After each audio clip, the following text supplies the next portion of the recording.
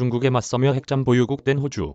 한국의 선택은 와인 등 중 무역 보복, 집중됐던 호주 울루투지, 마라미의 지속적 신호 63년 만에 핵 추진 잠수함 보유 눈앞 호주와 잠수함 계약 깨진 프랑스 미 우군 속 새로운 분열 모양새 중에 이어 북도 군비 경쟁 비난 미 아프간 이어 동맹보단 이익 증명 빠른 안보 재편 시대. 한국의 선택은 지속적 모호성 전략 통할까 의문도. 미국, 영국, 호주가 지난 15일 인도태평양 지역의 새로운 3자 안보 동맹인 오커스를 발족하자 세계 안보가 변혁의 시대를 맞은 것 아니냐는 분석이 잇따르고 있다.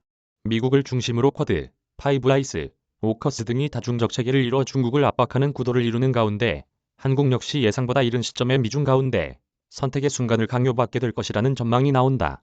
이코노미스트는 19일 오커스 발족에 대해 1972년 리처드 닉슨 전 대통령의 중국 방문, 1989년 베를린 장벽 붕괴와 같은 큰 변화를 이끌 가능성을 주목했다. 미국이 영국과 해당 기술을 공유한 1958년 이후 63년 만에 처음으로 호주에 핵 추진 잠수함 기술을 제공키로 하면서 세계 안보의 틀의 변화가 잇따를 수 있다는 의미다.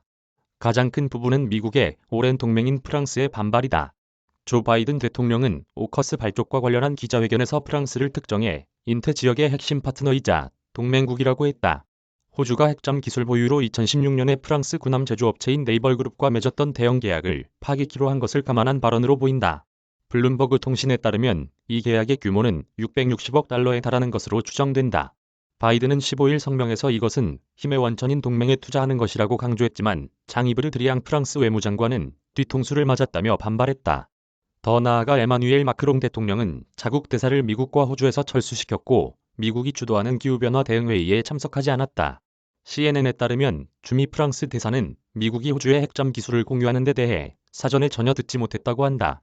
오커스 출범과 함께 냉전, 사고방식과 이념적 편견을 떨쳐내야 한다며 즉각 반발했던 중국은 미 동맹 내 균열 분위기를 환영하는 모양새다.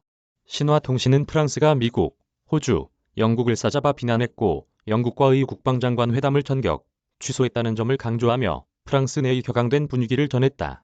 북한 외무성 대외보도실장도 20일 조선중앙통신과의 문답 기사에서 미국이 호주의 핵잠 기술을 이전키로 한 데 대해 아태 지역의 전략적 균형을 파괴하고 연쇄적인 핵군비 경쟁을 유발시키는 매우 재미없고 위험천만한 행위라고 비난했다.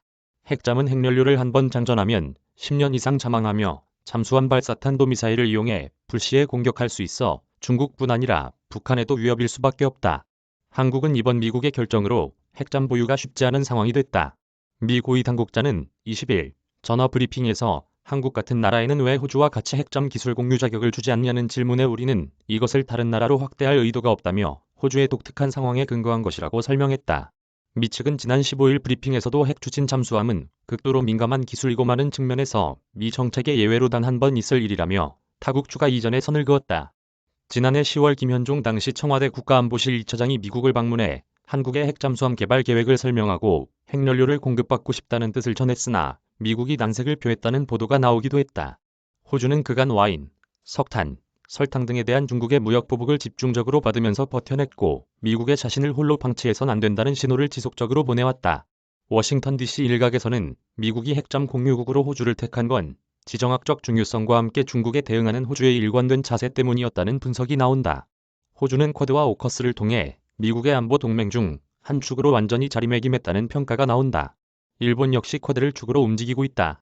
지난 5월 스가 요시히데 일본 총리가 판민진 베트남 총리와 약 30분간 전화회담을 하며 중국 견제를 강조하고 최근에는 대만에 이어 베트남에도 코로나19 백신을 공급키로 했다. 아태 지역에서 미국 진영의 우군을 확대하는 데 기여하는 행보다. 미국 진영의 대중 압박 움직임이 가시적으로 빨라지면서 한국으로서는 미중 가운데 선택해야 하는 상황이 생각보다 이른 시점에 벌어질 수 있다는 분석도 적지 않다. 특히 바이든의 이번 결정은 아프가니스탄 철군 때 보여준 자국의 이익이 우선이라는 기치가 프랑스 등 어디에나 적용될 수 있다는 점을 보여준다는 지적이 잇따르고 있다.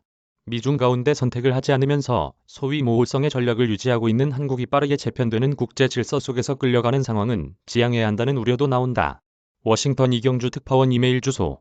저작권자 서울신문사